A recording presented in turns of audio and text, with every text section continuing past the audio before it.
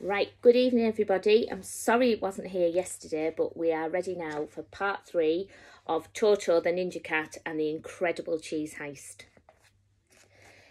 Toto, thank goodness you're here. Quickly, come inside.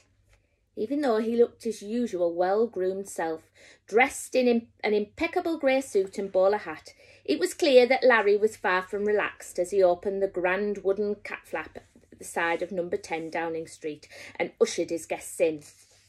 The kittens had made their way easily enough from the tube at Westminster, but Toto had agreed with Silver. Everyone on the way had looked a bit surly and glum. Even with her limited eyesight, she was getting an impression that the whole of London was in a bad mood. The police officers looked bored and distracted, and the cab drivers were honking their horns even more than usual. And the school children they'd passed looked like they might be about to throw tantrums and end up on the naughty step. And now the worry etched on Larry's face made it even more evident. Something was up. They followed Larry, padding their way down the short hall into a small dark wooden lift, known in the human world as a dumb waiter. The kind you sometimes see in restaurants to move food between floors. It just about fit all 3 cats in. Larry pulled the iron shutters closed and pushed the button. The lift descended deep into the building, and when it came to a stop, they stepped out in an underground office. In the centre there was an old wooden desk covered in papers and lit by a green desk light. Facing it were 2 very nappable-looking leather armchairs, and to the side a drinks trolley with 5 or 6 different types of milk in beautiful crystal decanters. What was more striking about the office, though, were the pictures on the wall. Each one was a portrait painting of a different cat. There was one who looked Victorian, another in a military uniform from the First World War. There were many wearing monocles or top hats. There were some in full regimental dress, and others wore fancy suits. They all looked proud and very important. My predecessors, explained Larry after Silver had quietly described the scene to his sister. But before I tell you about them, where are my manners? This might be a crisis, but there's no room for rudeness. Toto, Silver, can I get you a drink? Let me see, I've got organic, some ordinary semi-skimmed, almond for those of you who might be allergic to dairy. At this, Silver looked very confused. No, I think we need something stronger. How about a couple of glasses of Jersey milk? Yes, that's the stuff. He licked his lips as he expertly poured the creamy milk into a martini glass. Toto sipped hers slowly. It was like nothing she had ever tried before. Silver, however, tipped his back in one go. Larry, that was incredible. The best thing I've ever tasted. Certainly is. Finest milk in the land. Warms the belly, which you'll need when you hear what I've got to tell you. Larry sat on the corner of his desk, nursing his drink, and the kitten took up their seats in the cosy leather chairs facing him. Toto, he began, do you know why I've called you here today? Larry, Silver interrupted, eager to get on Larry's good side. Boss man, head honcho, big guy, I think you'll find you called us, as in Toto and me, Silver, am I right or am I right? He turned to his sister, who looked back at him, appalled. Ignoring her, he continued. I'm sure you know Toto and I are a team, and just to reassure you, I'm kind of a ninja now too. And pretty much have all the skills and know what to do. Shut your eyes, clear your mind, beat up the bad guy, etc. Toto put her head in her paws out of embarrassment. Right, said Larry. I'm sure you're invaluable, Silver, but let's all focus. Got you, boss. Silver gave Larry 2 thumbs up and a wink. He looked very pleased with himself as he eased himself back into the chair and knocked back another glass of creamy milk. Larry seemed a little puzzled, but continued. Toto, I couldn't let on when I first met you, but I knew that you were the newest member of the Ancient Order of International Ninja Cats. I'm head of the UK branch. In fact, I was trained by the very cat who trained you. your old master Ventura, back in Italy, who I might say speaks very highly of you." "Yes, he's great," said Silver. "Taught us everything we know." He trailed off as he caught sight of Toto's face. She was sporting a look that could kill, and even unsheathed her claws. "As I was saying, Toto," Larry continued, "after your excellent work capturing Brian the snake, the time has come to tell you exactly what your order is, and where, as our newest member, you come in." "We're all ears," said Silver, his legs hanging over the armchair, as he sneakily helped himself to yet another glass of Jersey milk. Toto ignored her brother and nodded seriously. This was it, the mission she had been trained for. She could feel her heart beating faster in her chest. "The ancient order of international ninja cats has been serving the world and preserving harmony for over 200 years.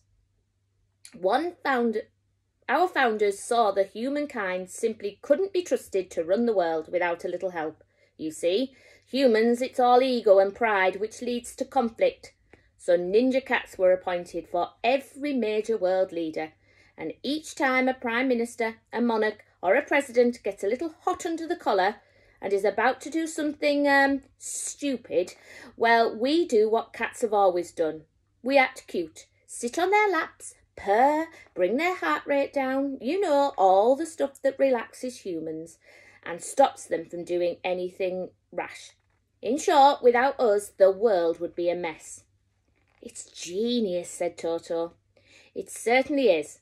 To date, we've stopped 20 world wars, 32 states of emergency, and countless diplomatic incidents. There was a pretty close call with some mob bosses and the Americans last week. Thank goodness for my American counterpart, Tex." "But where does the ninja training come in?" asked Toto. "There are times when even tummy tickles, a nuzzle and some purrs won't fix the situation. Then we have to take secret action with our paws and, if necessary, our claws.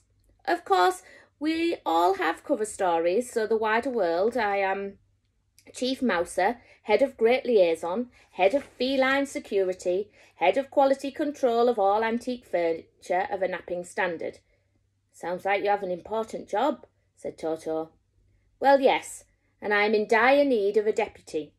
So when my master, Ventura, told me about you, I knew I wanted you on my team, and now I have a rather urgent mission for you."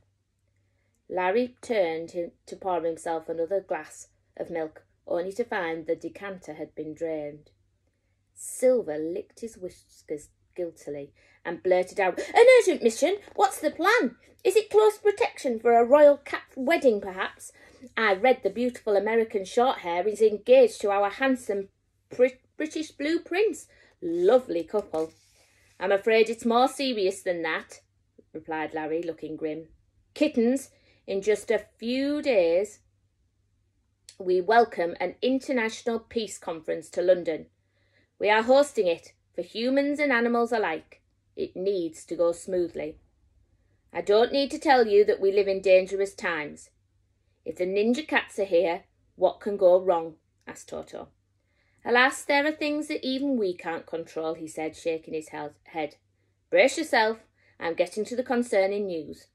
At these conferences, British Prime Ministers have always laid on superb food and drink. It's one of the things we're famous for. Fresh salmon from Scotland, the finest Hereford roast beef, sweet Kentish strawberries and cream. I'm there.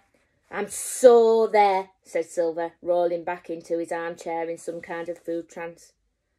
"Sorry about him. Please continue," said Toto. "It's all topped off with cheese," said Larry. "Mountains of it. The finest cheese board in the world. I can't tell you how many international crises have been saved by a cheese board. It's a thing of mystery and beauty." "Really?" asked Toto. "Humans can just solve their differences by talking and being reasonable." "That's a good point, but they are rather slow on the uptake, and, you know, the cheese helps." "I get it, sis," piped Silver, who looked like he'd returned from his food trance and was back in the room. Who doesn't love cheese? And that's the problem, said Larry. There isn't any. You've run out of cheese, said Silver. What a funny coincidence. We had the exact same problem earlier. Not run out. It's much more serious than that. I'm saying that every single piece of cheese in the UK has been stolen on the eve of the most important peace conference in years. And with it, might I go, the best shot we've got at keeping human leaders, and therefore the world, peaceful and happy. In short, we're in trouble. That big trouble. And I need you to help. That explains the fridge, said Toto. So that's our mission, to find the cheese? Exactly. I only have one lead, but I can't follow it up because my face is too well known. We have a tip-off that the cutthroat smuggler cat has information and is prepared to make a trade. You'll need to meet the Sour Saucer, you'll need to meet him at the Sour Saucer, a notorious milk bar by the river. That doesn't sound too hard, does it, sis? Says Silver, sounding a tad cocky. We go to the bar, turn on the charm, get the cheese back to number 10, save the day, become heroes, and boom! Don't leave me hanging, he said, out to Toto. But Toto did leave him hanging.